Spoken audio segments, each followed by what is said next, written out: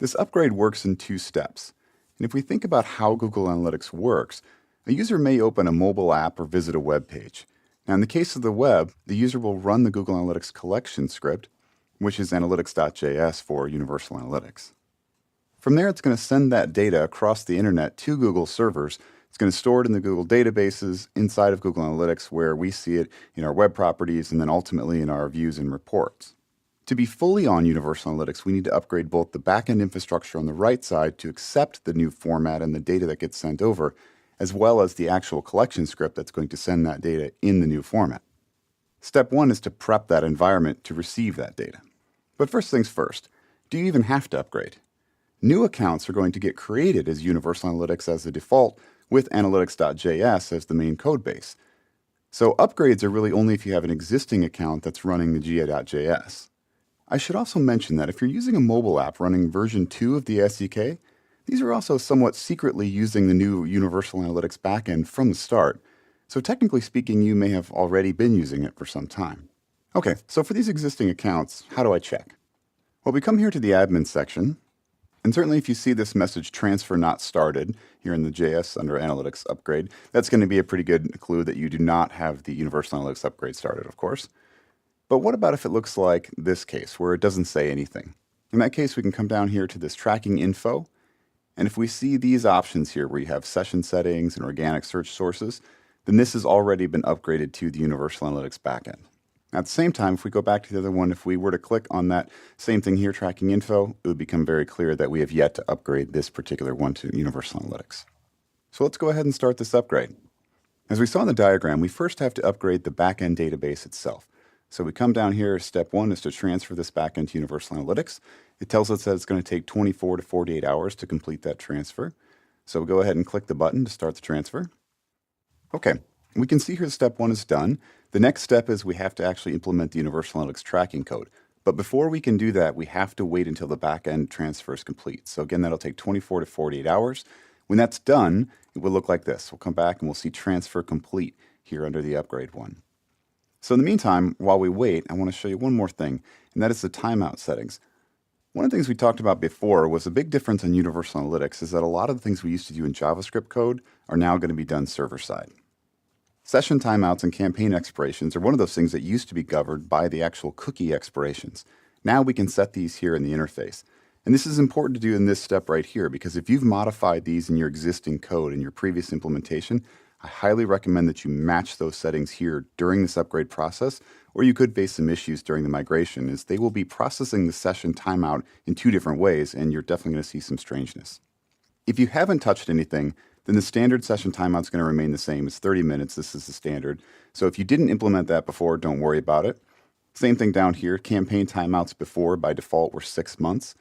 What this campaign timeout means is, say you originally came in from an organic search, and then you came back from a direct visit 3 months later.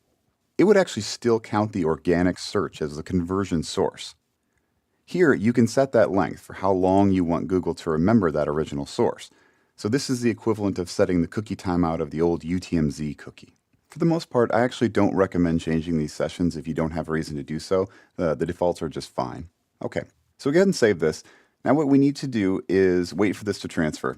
Once it's transferred, once we see that the transfer is complete, then the next thing we need to do is the dreaded retag.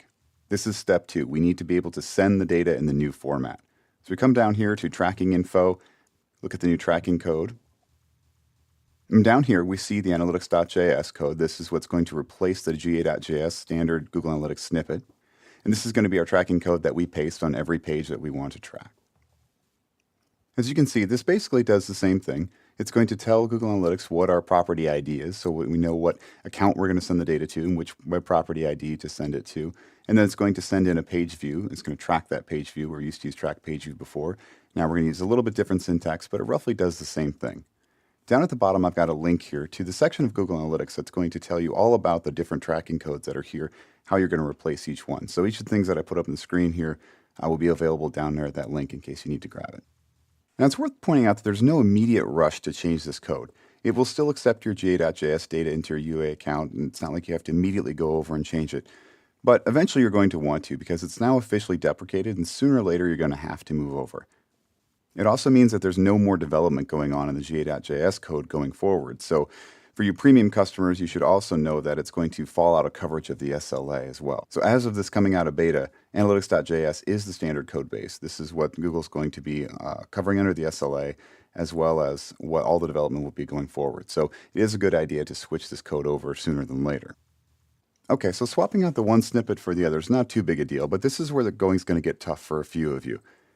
In the simplest case, we switch the code out, but for those of you who've tricked out your install with events and custom vars and e-commerce tracking and pretty much everything else in this list, you have quite a bit more work to do. For example, those of you who are using events are going to have to replace this old code with the new code down here. Now, again, this isn't a huge deal. It's basically going to track the same things. You've still got your category, actions, labels, optional values, and interaction events. This is simply going to be one syntax for the other.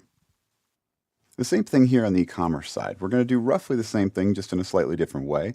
The top two here are standard. We're going to set the account just like we normally do, send the page view, but we're also going to load the e-commerce plugin. There's a plugin architecture for Universal Analytics, but it works roughly the same way. We load that code, and then on the actual product ID page, when we're going to send in the cart and on the thank you page itself, we're going to send in line items for which products were purchased. So this is, again, follows roughly the same order, just a slightly different syntax.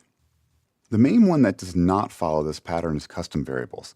Custom variables have been replaced by custom dimensions, which are more than just a code change. They are significantly different in that they will be the subject of an entire movie themselves, but just be aware that while the historical data will remain, custom dimensions will replace custom variables. Again, there's more info on this on the link there for those of you who need to move to custom dimensions right away.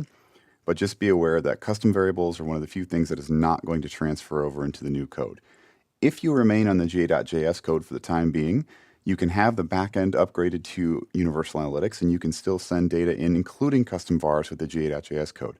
But once you decide to move over to the analytics.js code, custom vars will no longer work. One of the questions I often get asked is, can we dual tag? And the answer is yes in some cases. For example, if you have two different web properties, then yes, you can dual tag. You can send those data to two different web properties. Also, if you have two different pages within the same site, one page can have analytics.js, one page can have the GA.js, send the data, it will all get collected by the new upgraded web property. That'll be no problem. That's where you can run into some trouble, and we suggest you do not dual tag if you're on the same page for the same web property. Now, once you've retagged, you'll want to verify the data is still coming in, for which I recommend using real-time reports to do so. After that, you will have completed the upgrade and will now be running on Universal Analytics. Of course, the real power will come as soon as you start to utilize those features, many of which we'll be highlighting here in coming videos.